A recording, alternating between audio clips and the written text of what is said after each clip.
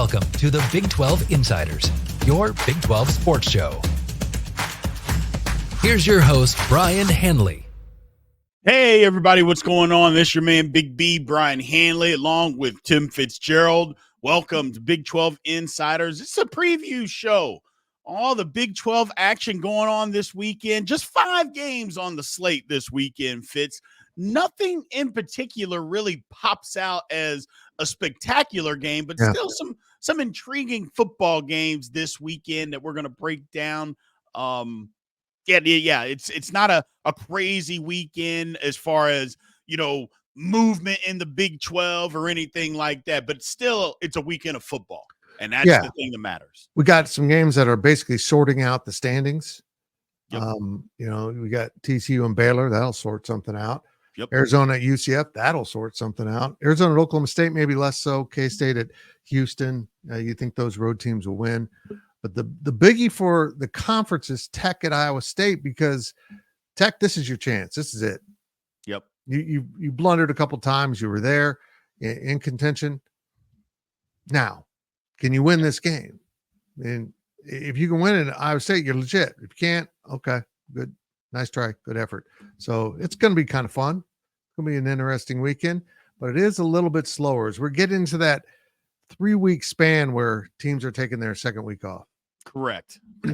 So, I think you're right about the Tech game. We'll get into that here in a minute. But again, as always, everybody, remember to like, follow, subscribe, continue to hit the notification bell so you know when all Big 12 Insiders content comes out, and keep leaving those comments. We absolutely appreciate it, and the back and forth. We don't always agree. We don't have to always agree, but it's fun for the back and forth, so I appreciate it. So first things up, no early games this week, Fitz. No Friday games, no 11 o'clock games. So the first thing, you mentioned it right off the bat, Tech goes to Iowa State. It's at 2:30 ESPN.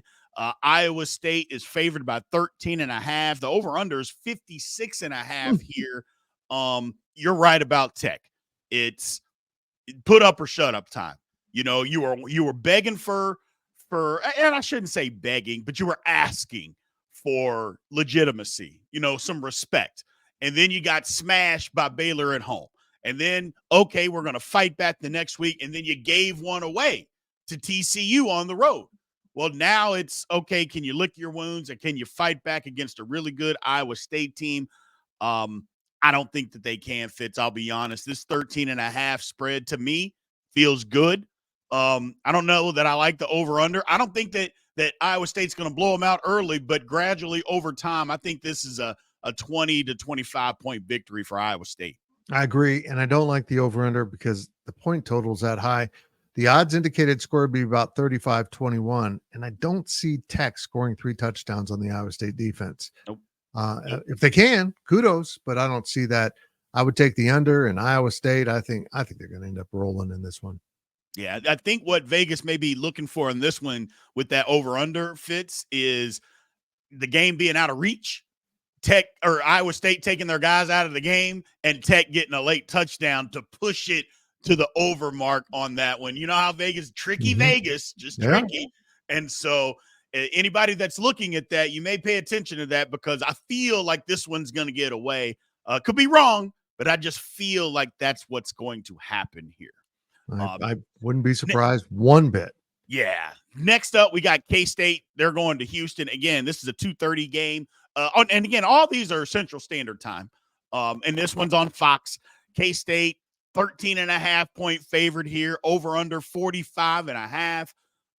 I'd like K-State in this one. Look, Houston their quarterback play is bad. It's bad. Their defense fights and does all it can, but when you're on the field so much, just because your defense or your offense can't sustain drives, they turn the football over constantly. It makes it hard. And Houston's got a top 25 defense. They do. But they're out there all the time. I feel like that's going to be the case again. Kansas State's defense, their run defense is pretty good, although they do struggle against the quarterback run game. Yeah. And that's the one thing that Houston can do. So we'll see. But I don't think this one's – I think it'll be close at the half. But after halftime, I think Kansas State scores 2 quick touchdowns, put this one away. 13.5. I like that, Fitz. Yeah, I do too. Kansas State's a far superior team to Houston. Willie Fritz is an incredible coach. But last time he played Kansas State, he had a really good Tulane team and an NFL quarterback. So he doesn't have that. And I think K-State's run defense will make life difficult on Houston. Houston's give up the run. I think K-State will be able to run the ball. And it's, as of last time I checked, it's supposed to be pretty heavy rain. So running will be a premium probably. I like K-State in this. The only thing that could open the door is they're at the end of a 4-game streak. 3 out of those games are on the road. They looked a little bit worn down mentally and physically against Kansas. As you've pointed out on the Power Cat pregame show, when we talked about this game for our other gig, K-State probably will be okay because, as you said, when you got an open week, you know that you got an open week and you can put it all out on the field. Yeah, they'll it's not that they play extra hard or anything like that, but they don't necessarily lose focus because it's like we can lose focus next week, because we don't have anything going on. I'm going to lose focus. No games or anything like that. I just like Kansas State here. I think they'll look. And another thing is the atmosphere. Kansas State, you could say they've struggled on the road, although they've won the last 2 road games that they've played.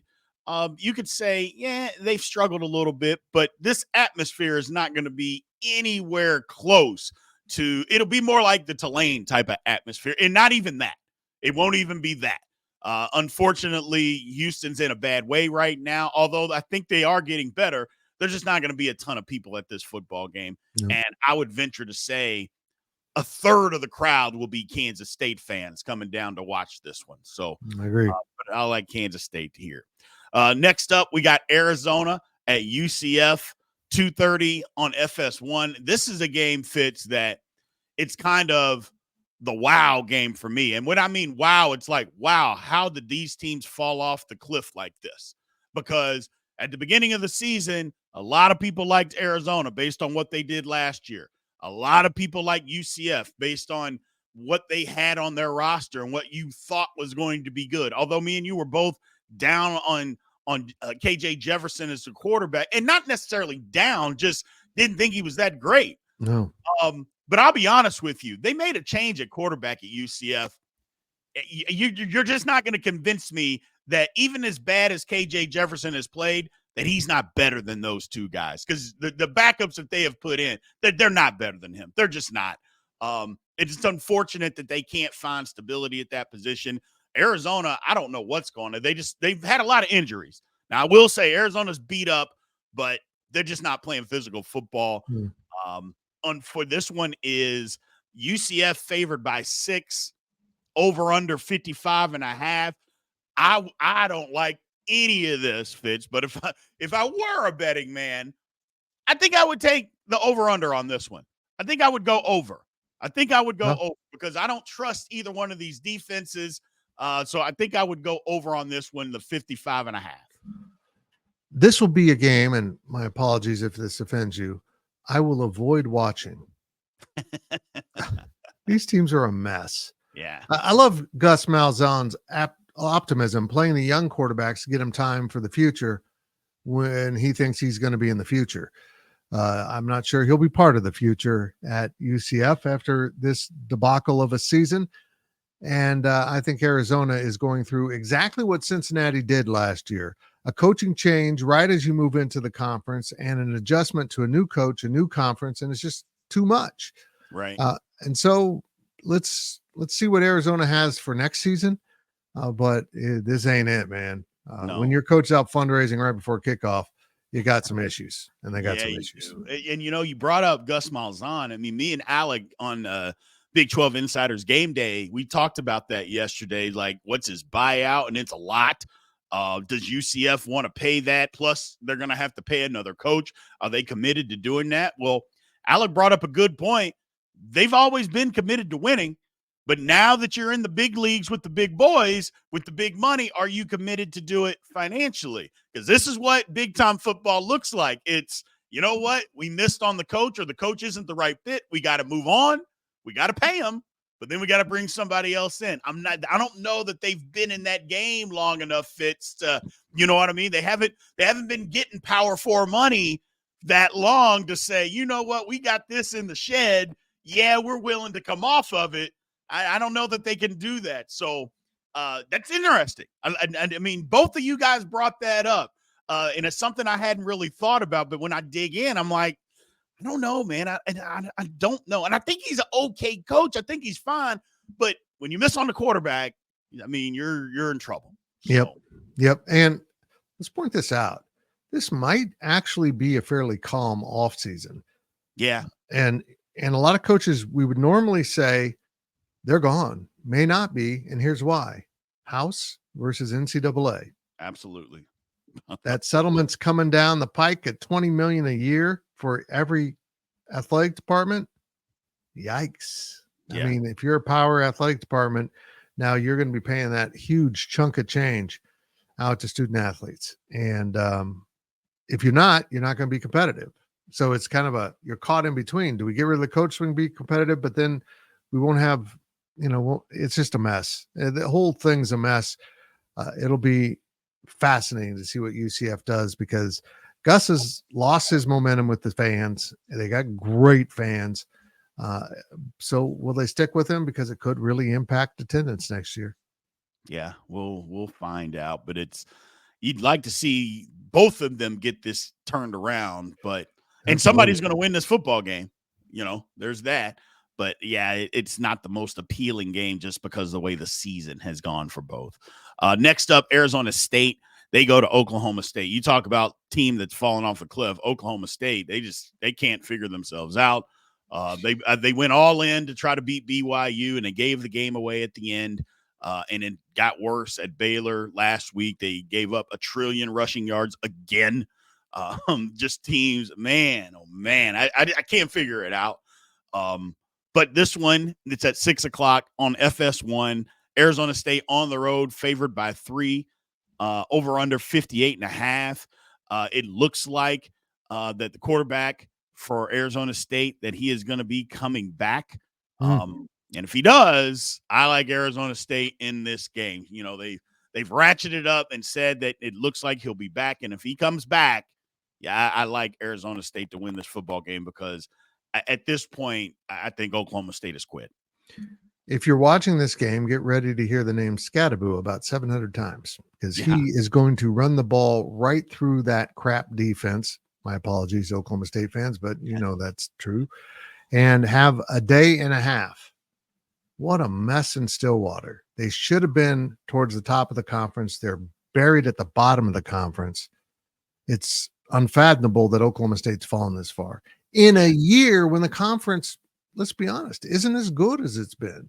It's still pretty competitive, but the lower chunk of this conference isn't great. Oh, and to do that now, the good news is I don't think Mike's going anywhere unless he chooses to do so. Right.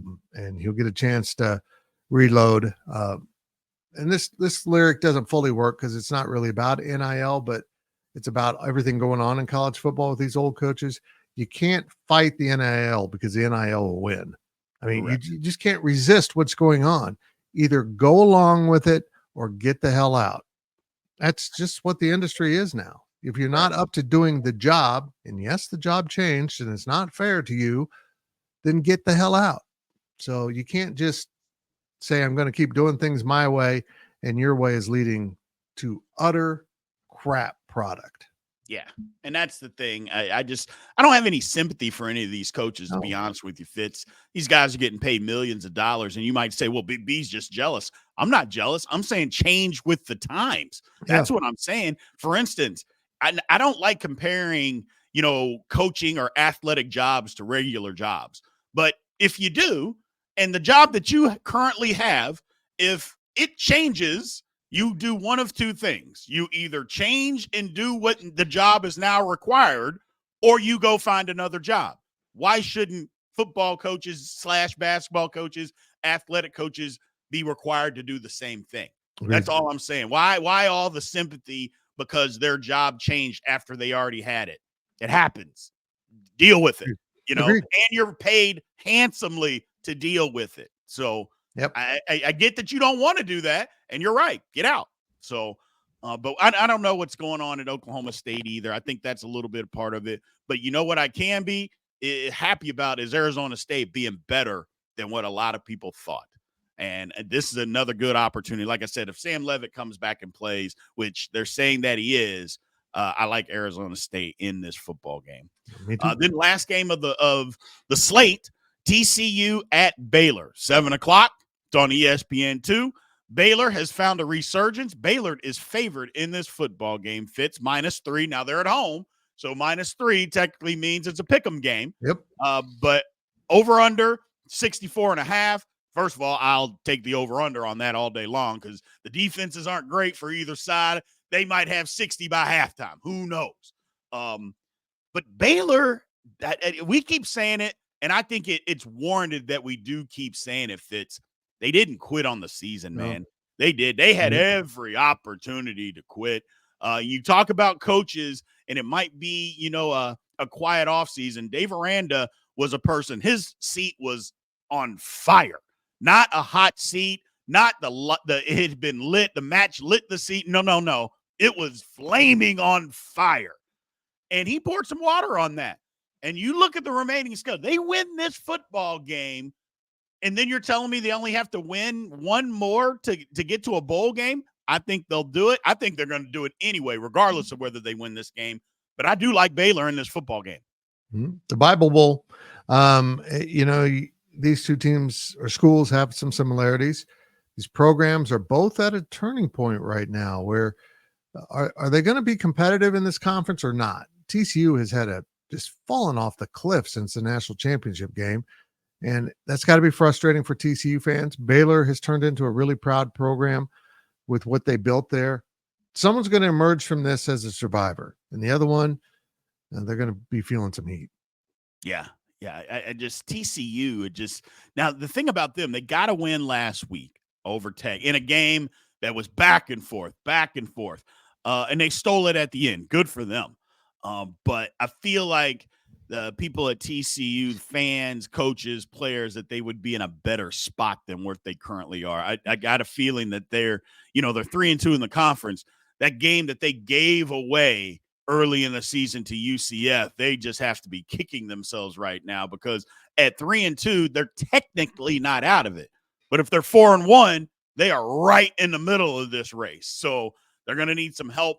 But I do like Baylor in this football game. They're at home. I feel like they got some momentum. Not that TCU doesn't. I just feel like Baylor's got more, and we got to pick something. So I like Baylor in this one. And again, that's the end of the slate for this week. Not a ton of super intriguing football games. Not a lot of football games, number one, but not super intriguing. But still, it's football. It's good football. I always say when we get to certain parts of the season, Fitz, it's like, man, we only have a month left. Well, there's still football on. So you may not like the games, but Lord have mercy. Football will be over. You blink, and it's going to be over. So, but getting to the most important part of all of this, food for the day. Yes. Now, look, I'm not going to be around. I'm headed home, and hopefully it's a surprise. I don't think my mom tunes into this very often, so hopefully she doesn't watch this before I get there. But even if she does, this comes out on Friday, and I'll already be there. So, good point. Either way, I'll be at home.